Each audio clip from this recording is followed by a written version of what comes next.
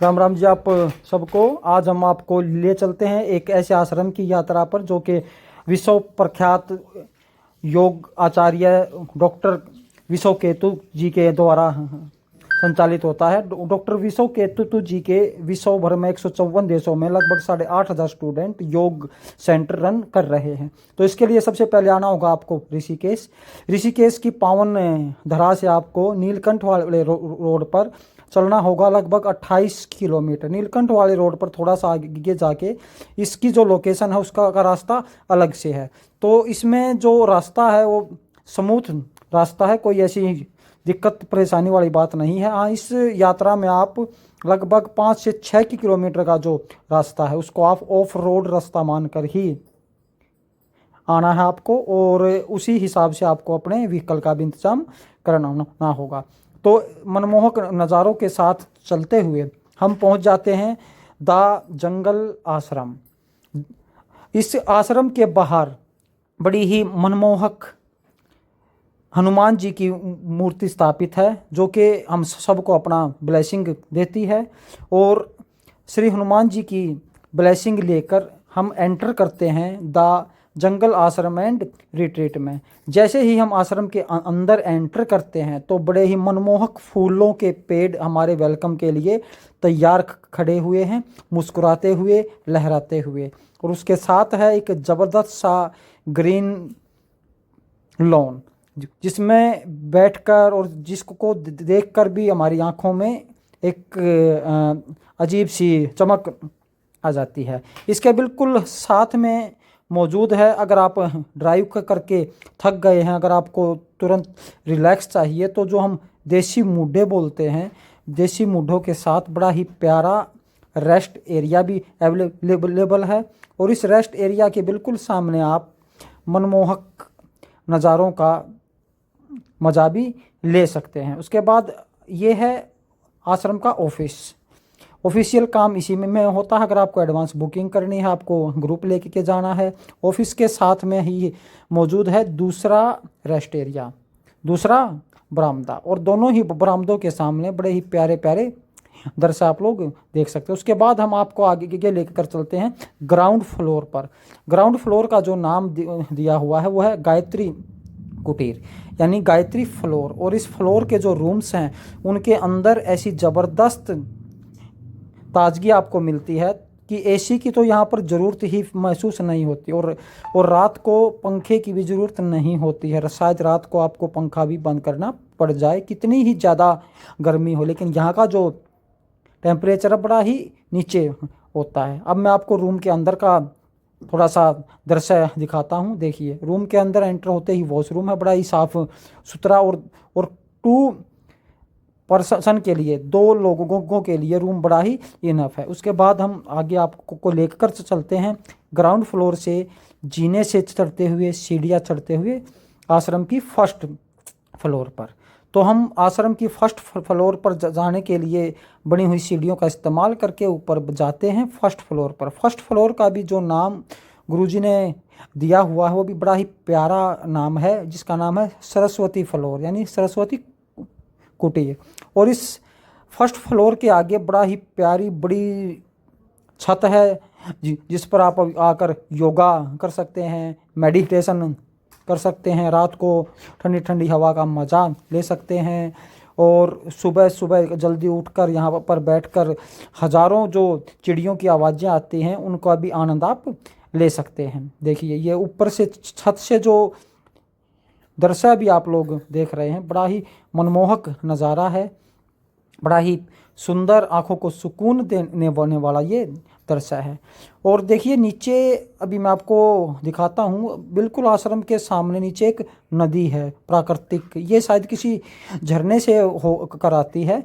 इस पे भी हम अभी जाएंगे थोड़ी देर बाद, लेकिन पहले आपको आश्रम के इंडोर और आउटडोर का पूरा विवरण एक बार दे दें।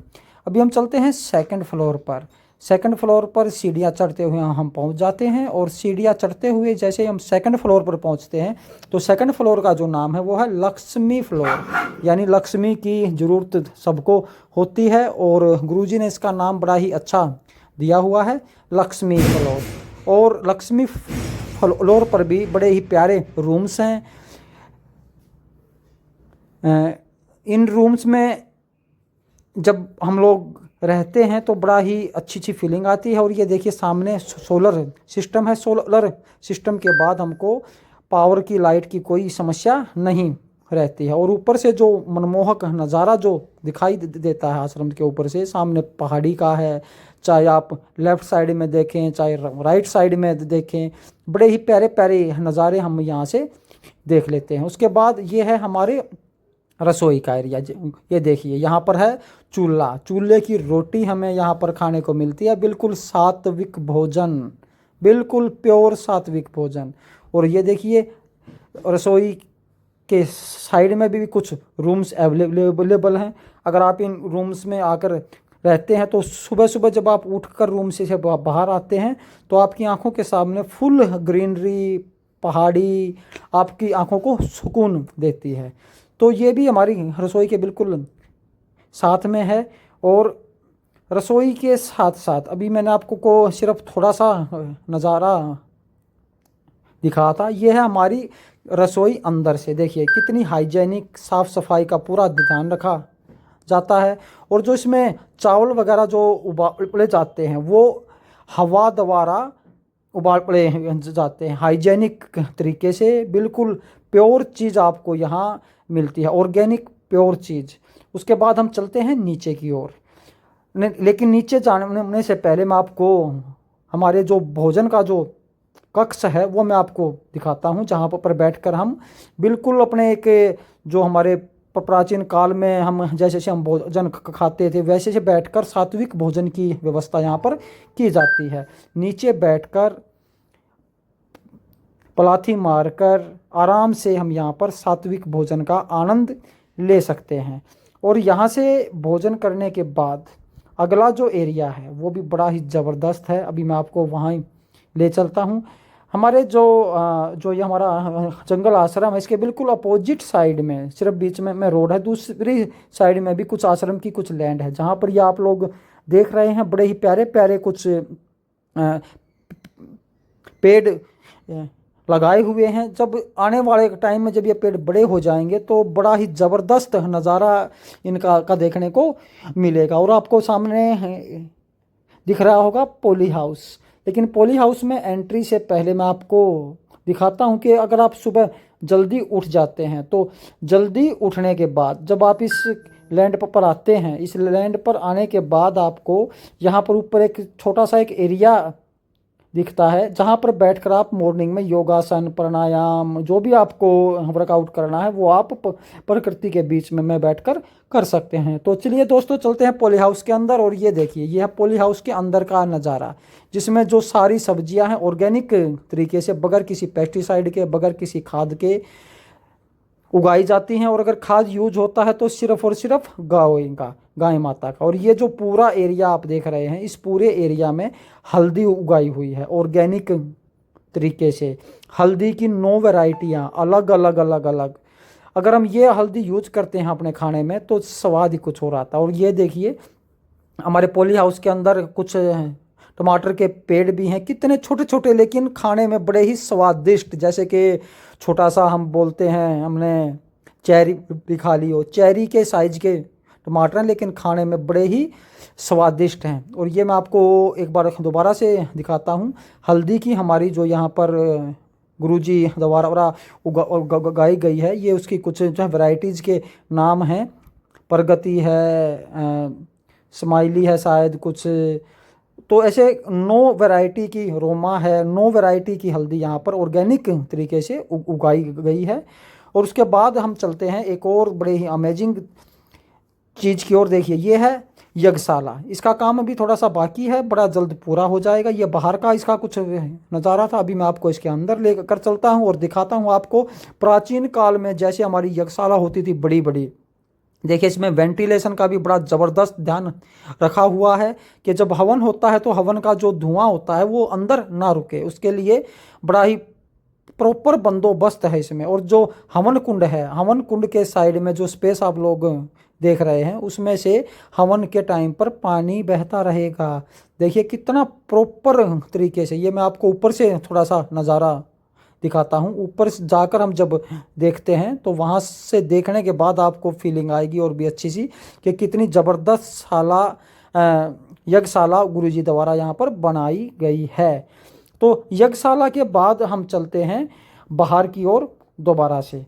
देखिए ये चीज़ मैंने आपको भी पहले भी दिखाई थी, क्योंकि ये मैंने खुद खाकर जब टेस्ट किए तो इनका टेस्ट इतना अमेजिंग था, क्योंकि प्योर ऑर्गेनिक चीज़ है, बगैर किसी खाद और दवाई के, किसी मिठाई से कम नहीं। अब हम लेकर चलते हैं आपको एक और एरिया की ओर, जो कि स्टेयर्स से नीचे हम जब जाते हैं तो यहाँ पर भी एक दो कॉमन वॉशरूम है और यहाँ पर भी 3-4 रूम अवेलेबल हैं। स्पेस के मामले में अगर हम बात करें तो आश्रम में लगभग 100% एक साथ एक बार में रुक सकते हैं, इतना स्पेस है। चलिए और नीचे हम आपको को भी लेकर चलते हैं।